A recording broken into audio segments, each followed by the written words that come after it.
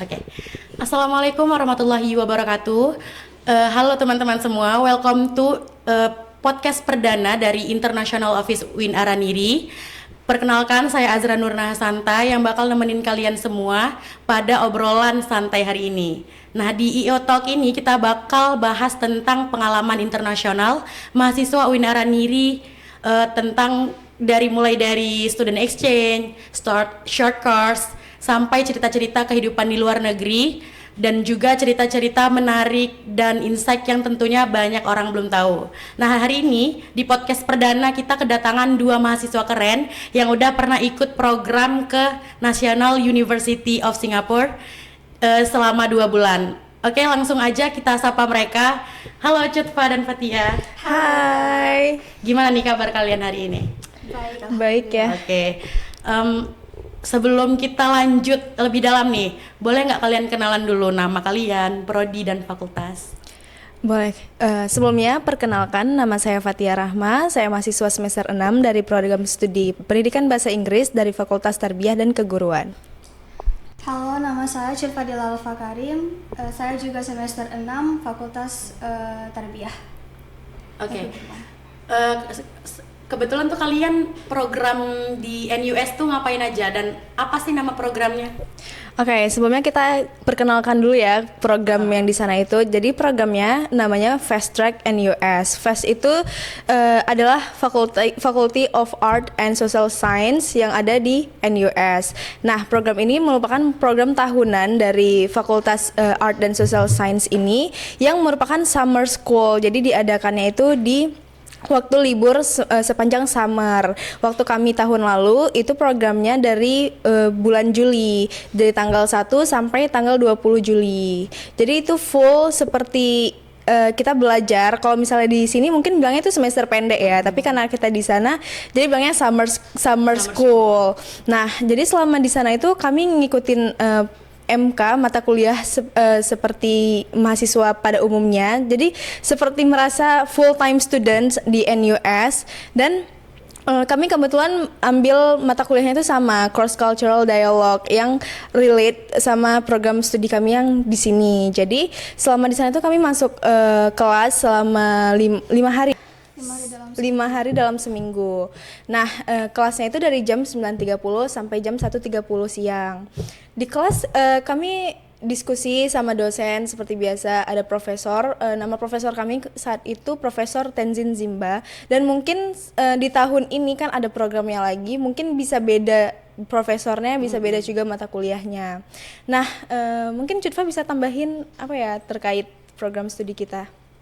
Program studi terkait program Fast Track. Di situ kami tinggal di asramanya ya, asrama NUS apa namanya? U-Town Residence. U-Town namanya, U-Town Residence. Di situ emang full mahasiswa, ada mahasiswa dari NUS-nya, ada mahasiswa dari Fast Track-nya.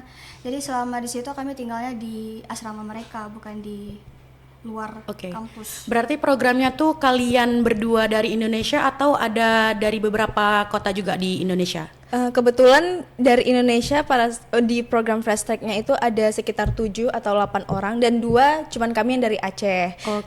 Selebihnya itu dari University of Indonesia. Jadi dari UI dan UIN ya. Wow, jadi cuman 2 universitas yang dari Indonesia. Kalau dari mereka tuh berapa perwakilan? Kalau dari mereka itu kalau nggak salah 5 ya, 5 atau 6 gitu.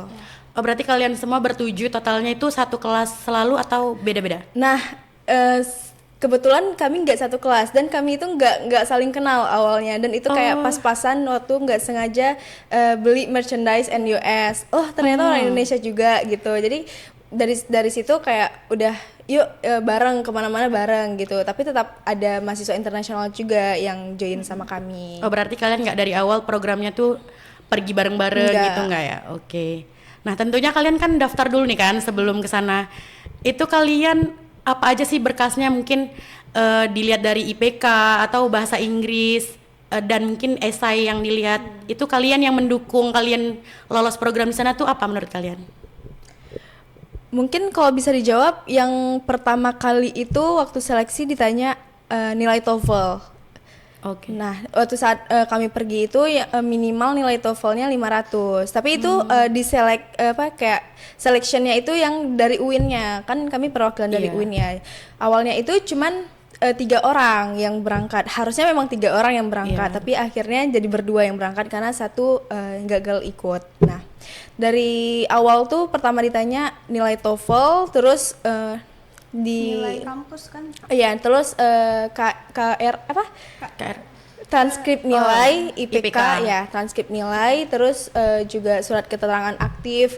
Lumayan banyak sih kalau untuk dokumen dalam pendaftarannya itu, karena jangka waktu pendaftaran sampai berangkatnya itu lumayan. Waktu kami awal mula daftar itu dari Maret, berangkatnya di Juli. Nah, dari Maret sampai Juli itu memang full untuk ngurus pendaftarannya, karena kita daftar sebagai mahasiswa NUS-nya juga, dan itu lumayan takes time ya, Cutfa. Mungkin Cutfa bisa tambahin. dan yang bisa bikin terpilih itu bukan karena itu aja, tapi karena konsisten ya. Karena ada orang yang nge-stuck di middle. Kalau kami alhamdulillah bisa bekerja sama berdua gitu. Oke. Berarti itu programnya pendaftarannya dibuka dari prodi atau umum untuk seluruh UIN? Nah, kebetulan FES ini, Faculty of Art and Social Science ini, dekannya salah satu kenalan dari Direktur Pasca, Oh. Direktur Pasca UIN. Nah, dari situ beliau, Profesor Syarbanu ini memperkenalkan program ini melalui International Office. Oke. Nah, di situ awalnya diundang 1 orang. Nah, di 1 orang itu awalnya cuma Cut Fadilah yang masuk. Nah, terus Prof Saiful minta ditambahin jadi 3. Jadi kayak ya udah sebagai nominated student yang dari UIN itu ada 3. Nah, dari 3 Perwakilan, 3 slot itu Pak Saiful yang mengseleksi mahasiswa. Yang satu nih kebetulan nggak lolos ya? Bukan gak lolos sih, dia udah lolos, tapi karena kayak yang Cutfa bilang tadi nggak konsisten, Oh, jadi oke. berhenti di tengah. Udah capek duluan. Udah capek duluan, karena memang prosesnya panjang dan capek. Oh iya. Bener-bener agak nguras energi dan lumayan agak stres ya kita ngurusnya waktu itu.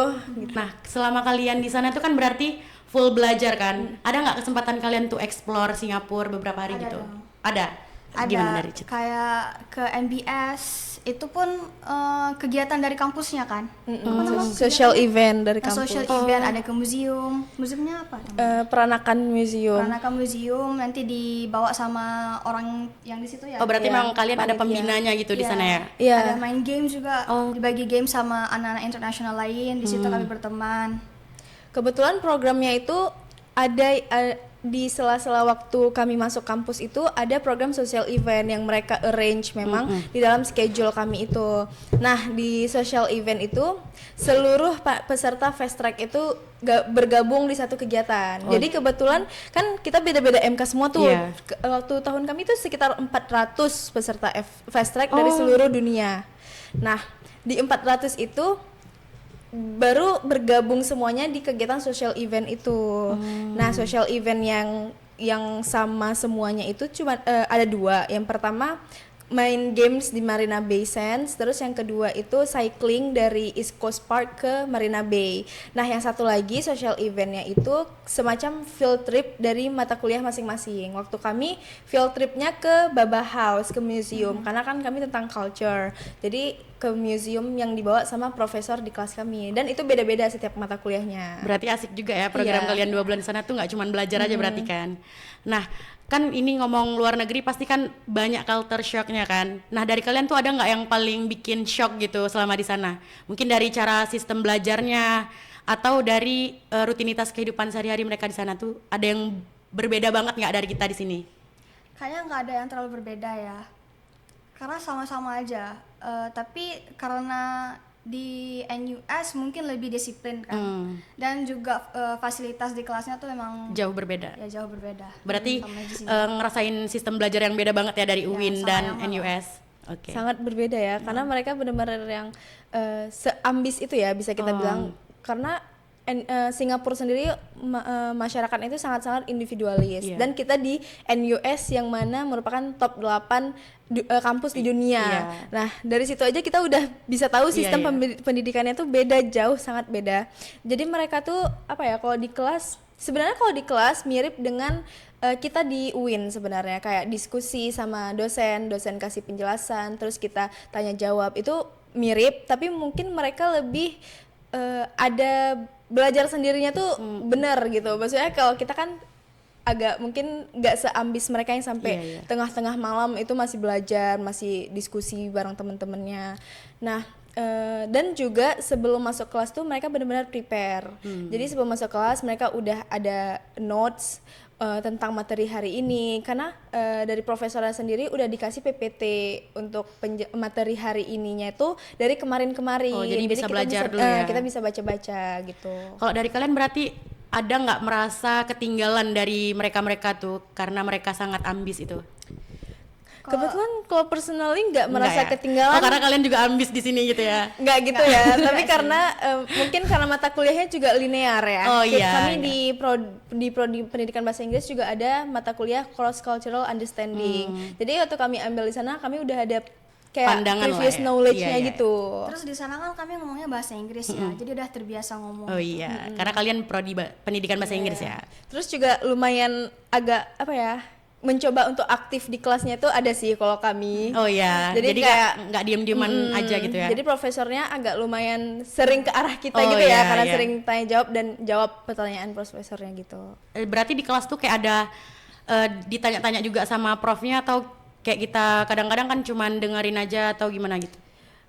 Ada sih, dan profesornya sangat-sangat open untuk discuss. Jadi kalau misalnya lagi dijelasin kita tiba-tiba nggak ngerti langsung tanya, angkat tangan tuh sangat-sangat open.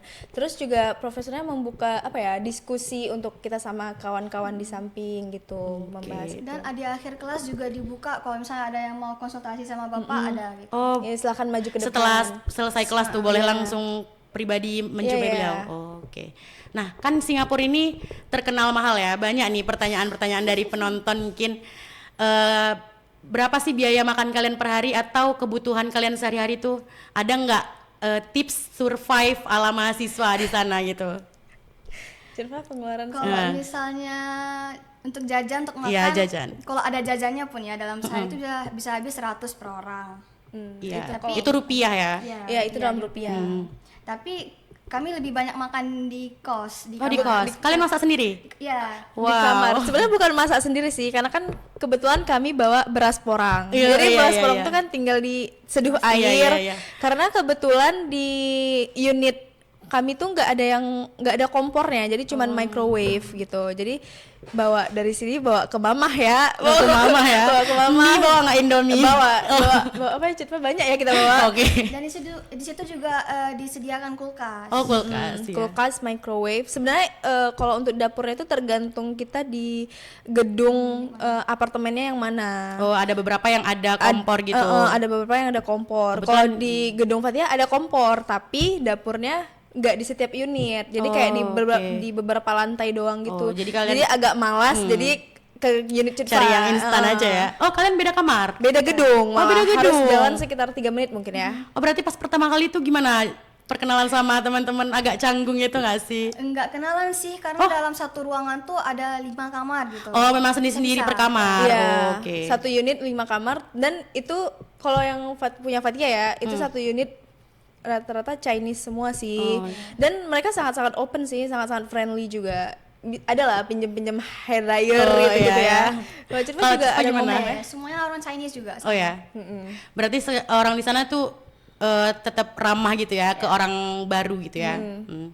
Nah, terus kalian selama di sana tuh pasti kan udah keliling-keliling gitu kan, udah jumpa-jumpa orang baru. Nah, apa sih pengalaman yang menurut kalian paling berkesan dan sampai sekarang tuh masih diingat-ingat gitu? Dari Cutfa dulu mungkin. Dari Citva. Friendshipnya mungkin bisa dibilang karena kami berteman dengan Indian student sama Chinese student beberapa ya. Tapi yang paling berkesan tuh berteman sama si Indian ini, si Chandra namanya. Dia tuh pokoknya friendly, pinter juga, dia ngajak belajar tiap malam. Wah. Kalau jalan-jalan dia paling semangat. Ya itu sih Balance ya. berteman. Kalau Fathia mungkin karena kami ada kegiatan waktu saat kami pergi ke NUS itu kami sekalian KPM. Nah, jadi waktu KPM itu kami ikut kegiatan volunteer. Volunteer yang diadakan sama komunitas yang di Singapura. Nah, nama komunitasnya itu Yayasan Mendaki. Jadi volunteernya itu sebenarnya kayak apa ya? Itu yang ngatur tuh mix Malaysian sama Singapura. Iya, warga lokal ya. Nah, jadi volunteernya itu dengan anak-anak kecil gitu.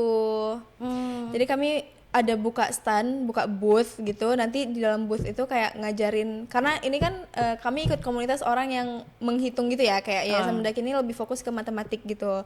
Nah, jadi kami apa ya, bantu anak-anak itu main games gitu-gitu terkait dengan tambah dan kurang, pokoknya matematika lah gitu. Dan boothnya tuh di mall. Iya, di mall. Di Tampines. Berarti rame banget ya yang lihat juga. Iya. Berarti kalian semua kegiatan untuk yang KPM itu selalu bareng-bareng ya? Ya. Selalu berdua. Oh, selalu berdua ya. Dan itu ada yang dari teman-teman mahasiswa lain ada yang bantuin juga atau gimana? Kalau untuk yang KPM ini kami ada yang collab sama format Aceh, Forum Mahasiswa Aceh Dunia, yang kebetulan ketua formatnya itu lagi S2 di NUS. NUS. Nah, kebetulan Bang Hafiz ini bantu untuk mengarrange kegiatan KPM kami. Jadi kami ada bikin satu kegiatan coffee chat dengan collab dengan format dan Garuda Empowerment yang ada di Singapura gitu. Jadi apa ya, narasumbernya itu lumayan orang yang knowledgeable lah yang ada di Singapura gitu. Oke. Berarti kalian nih selama 2 bulan pengen balik lagi nggak ke sana nih sekarang? Pengen lanjut kuliah di sana nggak Pengen gitu? kalau dibiayain. Oh. Cari beasiswa. Iya sih, cari beasiswa bisa nih kalian. Amin. Nah, kan banyak nih mahasiswa termasuk UIN Araniri masih banyak yang belum berani coba daftar peluang internasional. Mungkin dari kalian ada nggak sih pesan atau kesan untuk mereka biar lebih semangat untuk mencoba hal baru gitu? Dari siapa aja boleh? Dari Fatia boleh. Apa ya tadi? Oh ya, pesan dan pokoknya jangan takut untuk mencoba. Kalau misalnya ada kesempatan yang nggak bisa kita ulang sekali lagi gitu, contohnya kayak untuk jadi mahasiswa NUS tuh nggak semua orang bisa, kan? Itu top 8 dunia kampusnya. Bahkan orang Singapura sendiri mungkin nggak bisa jadi mahasiswa NUS yang full time. Jadi kayak ini kan lagi proses untuk mahasiswa UIN yang akan berangkat juga untuk fast track ke NUS nanti di bulan Juni ya mereka. Nah, itu juga kita yang dorong, kebetulan Fatia sama Cutfa yang dorong kalian mereka jadi untuk mentornya gitu ya? Iya, yang kami yang bantu-bantu mereka ngurus semua berkas-berkas untuk ngajuin proposal pendanaan juga. Jadi kalau misalnya ada kesempatan di depan mata, jangan takut untuk nyoba, ikut aja. Kayak international office itu memprovide banyak kegiatan dan banyak peluang-peluang yang ada untuk mahasiswa UIN tuh ikut, untuk mahasiswa UIN tuh join gitu ya. Jadi kalau ada kesempatan itu coba aja dulu, walaupun hasilnya kita nggak tahu ya, karena kan kita juga berapa kali gagal untuk ikut exchange dan ternyata rezekinya di NUS gitu. Nah, kita nggak tahu rezeki masing-masing itu di mana. Jadi coba aja dulu. Mana tahu itu rezekinya nanti kayak mungkin Azra rezekinya ke Brunei gitu kan. Kan kita masing-masing ada rezeki sendiri. Kalau Cutfa gimana? Sama lah kayak tadi ya. Mungkin kata-kata dikit mencoba pokoknya. Mungkin selain mencoba juga sekalian improve diri ya. Iya, improve betul. dan mencoba itu yang paling gitu. penting. Dari Cutfa nggak ada? Oke. Nggak terasa kita udah ngomong panjang banget ya. Dan mungkin jangan lupa International Office tuh sangat banyak info-info tentang exchange. Jadi kalian jangan lupa follow IG-nya untuk dapat info-info tentang exchange dan apapun itu untuk kalian coba.